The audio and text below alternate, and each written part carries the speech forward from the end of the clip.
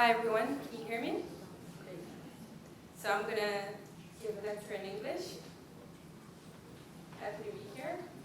I'm going to talk about food security, climate, doing good and doing well, navigating our complex challenges around the food system.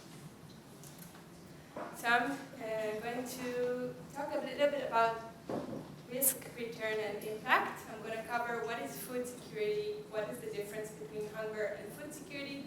I'm going to tap into the challenges we face today and the opportunities. And then I'm going to touch briefly upon what can we do. I'm very practical and tangible, as you all are. So I'm going to offer some takeaways for us to think about systems thinking. So let me introduce myself first. I'm Keren-Or Rosner. My path to impact started 14 years ago. I've been working ever since with startups, with corporations, and with investors, helping them to navigate their metrics, to measure their products, and to showcase how is their technology or service is doing good while doing well. My passion is to connect the three Ps, the people, profit, and impact. And I was a Forbes 30 Under 30 alumni. And last year I accomplished a personal dream. I graduated from Brown. The reason I wanted to go and showcase my impact and connect it to finance. So what I'm doing today is also working with companies and with investors and exploring the options for showcasing how can we implement doing good in our P&L, in our financial models, to increase our yields. I'm going to touch upon that a little bit today, and happy to collaborate and reach out if you're interested. So, can we grow infinitely? Spoiler, maybe not. This model was showcased in 1972 by a researcher called Donella Meadows, who explored limits to growth.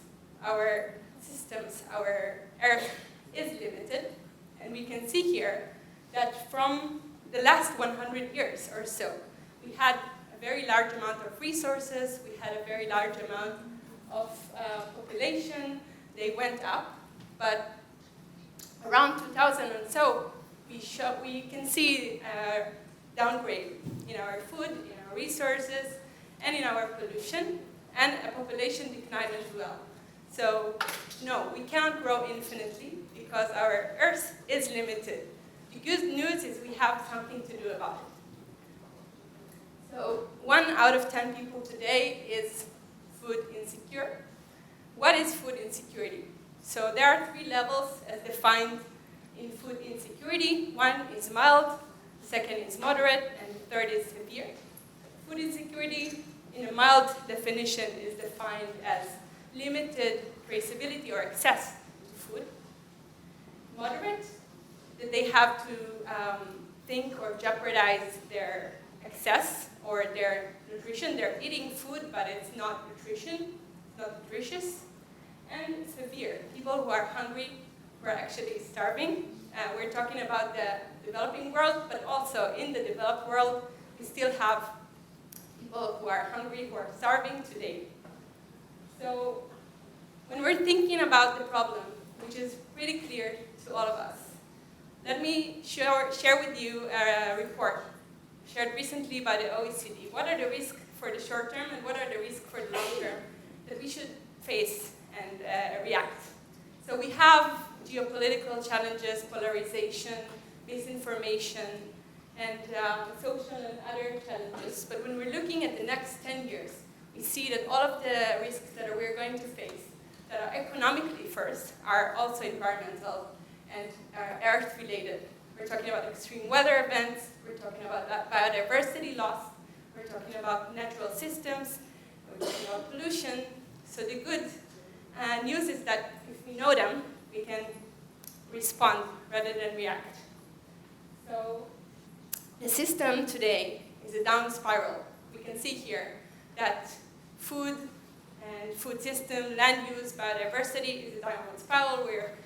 We're depleting natural resources, we're emitting a lot of CO2, we're using animal bases, all of the challenges that were showcased before.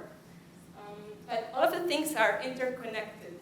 So how can we think differently and connect systems and design systems where food, biodiversity, and health are connected? We can do that by system thinking, which means here we're talking about interconnectedness and complexities, and we should understand that food is a part of our nutrition, is a part of our health, is a part of our land. And when we're thinking about system thinking, these are complex issues. We need complex solutions to solve them. So when we're looking at food, we need to think about food and resiliency. We're thinking about biodiversity and regenerative agriculture, management practices of water and land. We're also looking at social and health impact. We have little time today, but let me share with you a just transition is how can we transition into a system, food system, but also a transformation, an energy system, all of the systems we need in order to ensure a just transition. And the ones who are going to get hurt first are the underserved population, as I've shared before, which means for us in developing regions is women, people with disabilities, elderly, kids. So all of those populations are here in the room or first or second circle to all of you, right? So how can we ensure food solutions tackle those people as well? We need integrated food solutions that address multiple factors, and we can design them. So how can we create a food system that is also fighting climate change instead of just causing it? We're talking about several systems, as I've mentioned before, and the pillar and the Maslow pillar is usually thinking about short-term yields, but if we look at a wider horizon, we're looking at medium and long-term, we can start to design systems that share knowledge, that share transformation, that show case studies for success, and that is basically giving incentives to support food options that are healthy, rather than just regarding our diet. So Miki and other people has mentioned it before, but I just want to talk briefly about the fact that CO2 emissions and other harmful land use damages are mostly affected by our food choices. And if you're thinking, where can you make an impact in your product, but also in your daily life, your nutrition is a major part of the solution. So dietary shifts has a major part in CO2. I'm going to talk a little bit about how can we use a system that is fit for purpose. So if we're thinking about where can we start? First, we want to work with nature rather than against it. Second, we need incentives, financial incentives.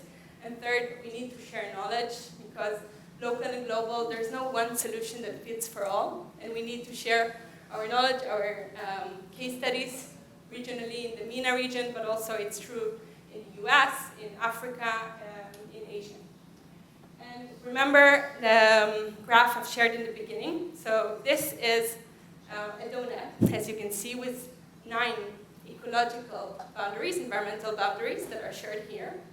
And it has an internal circle of social factors that are also aligned with the UN SDGs. And a toolbox for us to think about system thinking is this donut model developed by an economist called Kate Rothworth. You can look her up, and they have a lot of case studies. I want to share that cities and corporations worldwide are using this model today to showcase, and there are success stories in Amsterdam, in Portland, around the world, in Israel as well. And regarding the economic ROI, so just in Europe alone, by research published by the ILO, there are over $60 billion of opportunities in integrating circular economy. So it's not only doing good, it's doing well. So we can imagine solutions, we can use models, but we need all of us. Thank you.